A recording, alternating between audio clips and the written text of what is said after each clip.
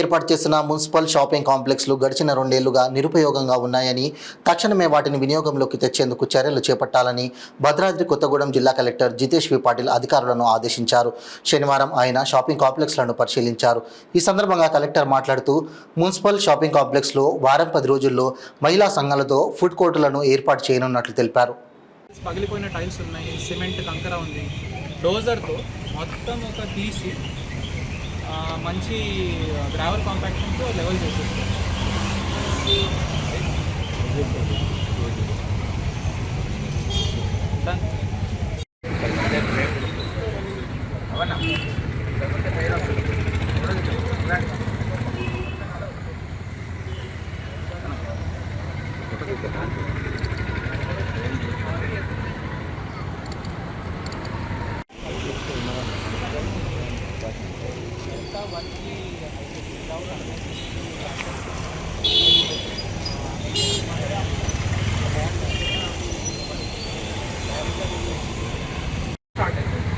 వాళ్ళ నుంచి రెంట్ తీసుకోండి.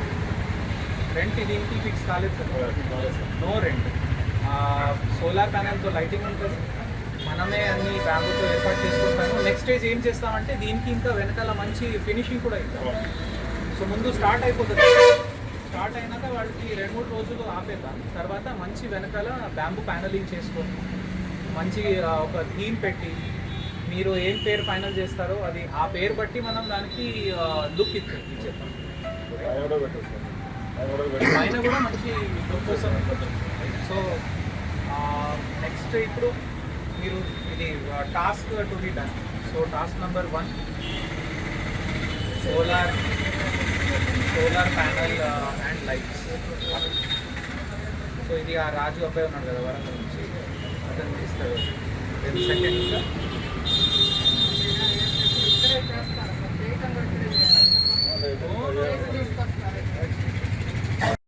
అంటే ఈ స్లాబ్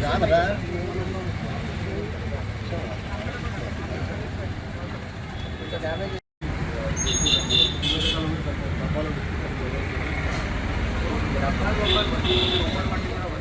ఏమంటారంటే ఇది మన మహిళా సమాఖ్య గ్రూప్స్. సో ఇప్పుడు వాళ్ళు ఏం చేస్తున్నారు, వాళ్ళైనా బయట పోయి సోపడి బండి పైన